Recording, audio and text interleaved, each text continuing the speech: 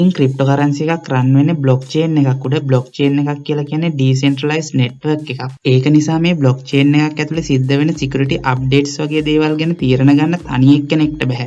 මේ විදිහේකදී ගන්න තීරණ අදාළ කමියුනිටි එකේ වෝට් එක මත තමයි තීරණය වෙන්නේ. මෙන්න මේකේ ප්‍රතිඵලයක් විදිහට තමයි ක්‍රිප්ටෝකරන්සි ෆෝක් එකක් ඇති වෙන්නේ. ඉතින් මේ විදිහට බ්ලොක්චේන් එකට අලුතෙන් රූල් එකක් ගෙනෙද්දි මේ කමියුනිටි එකේ ඉන්න සමහරක් කට්ටිය මේකට කැමති වෙන්න පුළුවන්. තව කට්ටියක් මේකට අකමැති වෙන්න පුළුවන්. ඉතින් මෙන්න මේ විදිහේ දෙයක් පදනම් කරගෙන බ්ලොක්චේන් එකක් දෙකට බෙදෙන එක තමයි අපි සරලවම ෆෝක් එකක් කියලා හඳුන්වන්නේ. ක්‍රිප්ටෝකරන්සි වල අපිට ෆෝක් වර්ග ප්‍රධාන වශයෙන්ම දෙකක් බලා ගන්න පුළුවන්. එකක් තමයි සොෆ්ට් ෆෝක් කියන්නේ, අනිත් එක තමයි හાર્ඩ් ෆෝක් කියලා කියන්නේ. ඉතින් මේ සොෆ්ට් ෆෝක් එකක් කියලා කියන්නේ බ්ලොක්චේන් එකකට එන බෑක්වර්ඩ් කම්පැටිබල් අප්ඩේට් එකකට. මේකෙදි බ්ලොක්චේන් එක තනි චේන් එකක් විදිහට රන් වෙනවා. හැබැයි මේ අප්ඩේට් එක කරන කට්ටියට හම්බෙන අලුත් ෆීචර්ස් මේ අප්ඩේට් එක කරන්නේ නැති කට්ටියට හම්බෙන්නේ නැතුව යනවා. මේ සොෆ්ට් ෆෝක් එකකට උදාහරණයක් විදිහට අපිට බිට්කොයින් ලගේ 2017 සිද්ධ වෙච්ච SegWit අප්ඩේට් එක හඳුන්වන්න පුළුවන්. ඉතින් හાર્ඩ් ෆෝක් එකක් කියලා කියන්නේ බ්ලොක්චේන් එකකට එන බෑක්වර්ඩ් කම්පැටිබල් නැති අප්ඩේට් එකකට. අපි කලින් කතා කරපු සොෆ්ට් ෆෝක් වලදී අලුතෙන් සිද්ධ වෙන ට්‍රාන්සැක්ෂන්ස් වැලිඩ් ට්‍රාන්සැක්ෂන් විදිහට පරණ නෝඩ්ස් වලින් හඳුනාගත්තා. හැබැයි හાર્ඩ් ෆෝක් එකකදී බ්ලොක්චේන් එකකට අලුතෙන් අරගෙන එන රූල්ස් කලින් තිබුණු රූල්ස් වලට වඩා සම්පූර්ණයෙන්ම වෙනස්.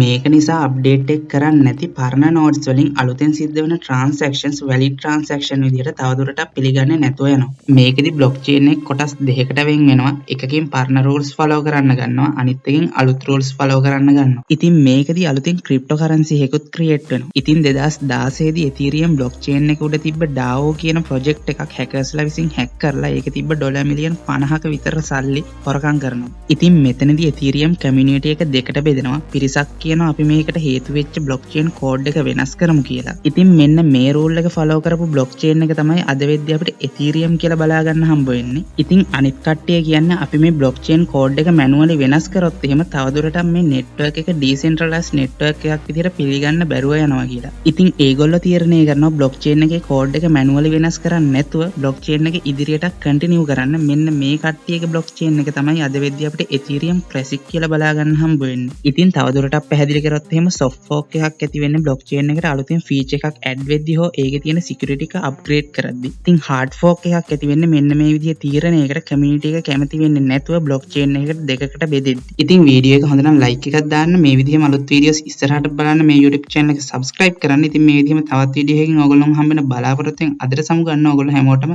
සුබ දවසක්.